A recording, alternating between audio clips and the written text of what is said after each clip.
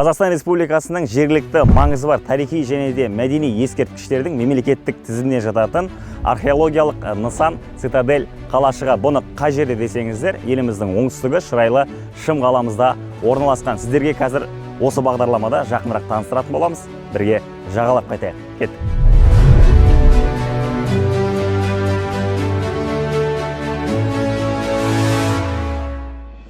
Шырайлы Шым қаламыздың тарихын зерттеуші ғалымдардың пайымдауынша, Цитадель қалашығының тарихы 2200 жылды құрайды екен.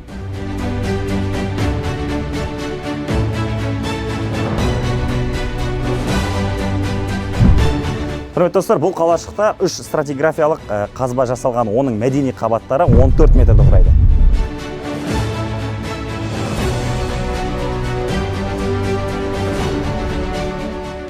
Ескі қалашықтың ең төбенгі қабатында біздің заманымызға дейінгі 3 ғасырдың соңы, 2 ғасырдың басына тән керамика кешені орналасқан.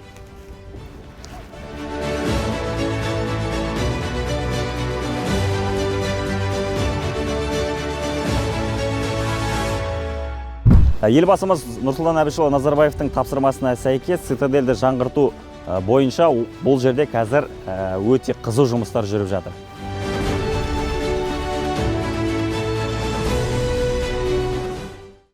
Міне өздеріңіз көріп тұрғандарыңыздай, бұл жерде археологиялық қазба жұмыстары өте қарқынды жүріп жатыр.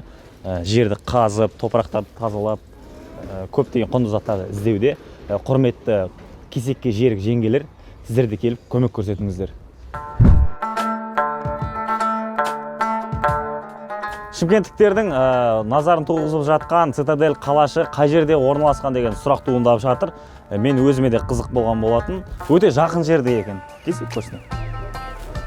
Цитадель қалашығы мына жақтың барлығы. Ойлаңыздаршы, мына жерде екен ғой, жақын. Анау, не тұр, плаза. Ана плаза. Ана жерлерде Рикс тұр. Ана жерде Рикс тұр. Мына жерде Ордабасы. Айтпақшы, басқа қаладан келетін қонақтар, сіздер ана жерден Ордабасы, ана жағынан түсесіздер. Вокзалдан түсесіздер ғой. Вокзалдан түсесізді, 87-ге отырасызды.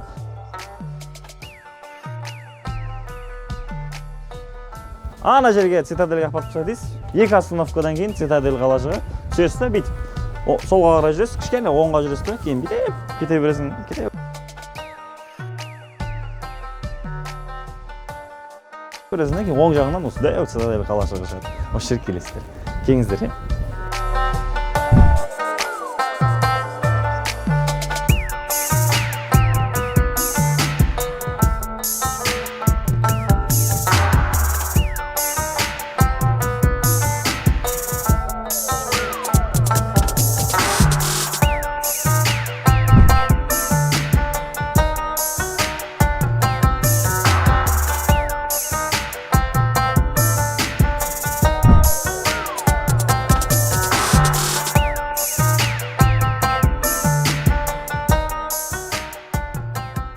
2021 жылы кешен аумағында 3 деңгейлі орта ғасырлық мұражай мен 500 адамдық, 500 орындық амфитеатр құрылысы жоспарланған екен.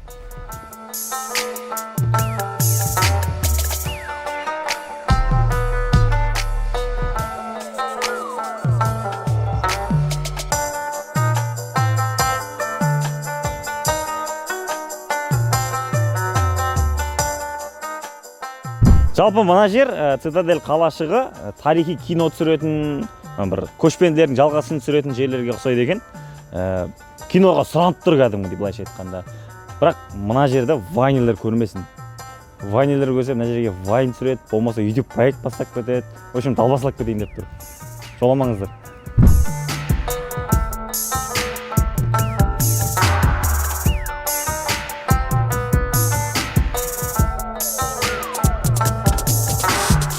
Цитадель қалашығының аумағы 4 гектарды құрайды. Және де бұл жерде археолог жұмыстардан табылған дүниелер, заттар жалпы 4 ғасырға тиесілі деп жатыр. Әлі де қарқынды жұмыстар жүріп жатыр. Қазба жұмыстары, археологтар тынбай еңбек етуде күні-түні. Алдағы уақытта тағы да елімізге, тарихымызға пайдалы дүниелер табылады деген ойдамыз.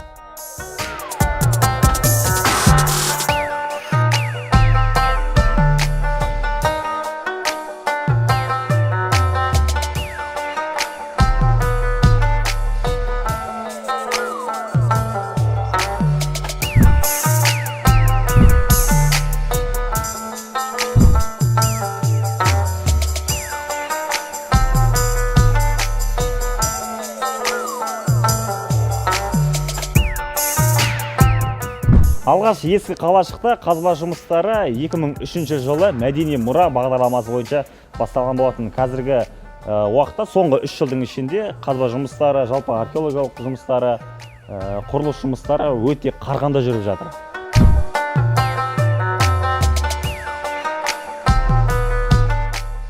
Жалпы халықтың арасында бұрыннан айтылып жүрген әңгіме бар. Қазақстан Дубай сияқты болу керек, арабтар сияқты өмір сүруіміз керек деген. Олардың басты табыс көзі туризмде екен. Алдағы уақытта біздің елімізде де туризм саласын дамыту жоспарлануда. Қазір қарқынды жұмыстар жүріп жатыр. Турфирмалар дамытып, гидтерді дайындап, осы Цитадель қалашығына да түрлі мәліметтер ізделіп жатыр. Міне енді туризм саласы бізде дамыса, көптеген қаржы түседі, жақсы табыс табылады. Алдағы уақытта Шымкент Дубай болып кетуі де мүмкін.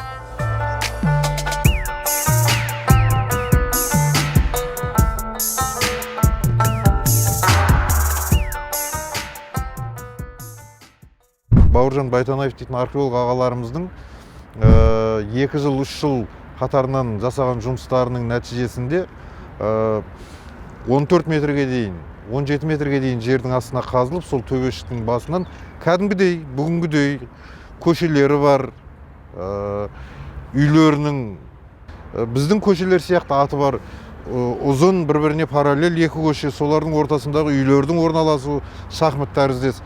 Кәдімгідей қала басқарудың жөнін білетін, қала басқарудың уставын меңгерген үлкен қаланың орны табылып қуантып жатыр.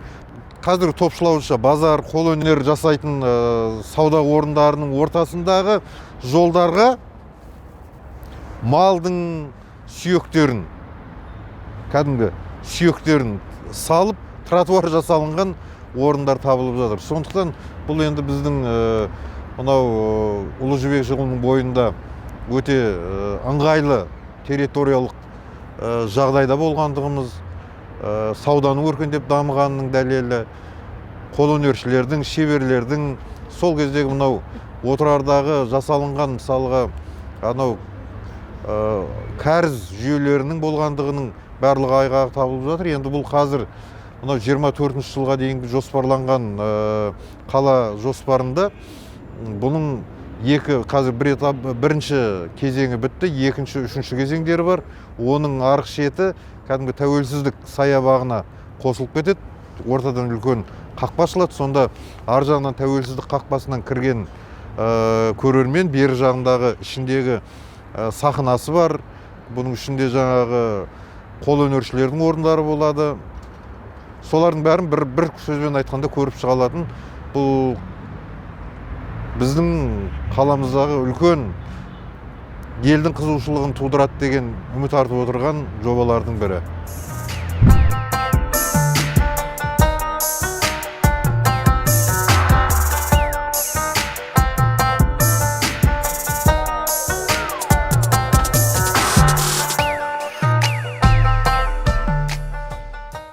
Шашлықтері арзан, өте қонақжай, шырайлы Шымкент. Алдағы уақытта қонақтарымызда тек қана өзінің дәмді тағамдарымен ғана емес, осындай тарихи нысандармен де қуантатын болады. Цитадель қалашығы біз келдік, өте ұнады. Сіздер де келіңіздер, Шымкентті жағалайық.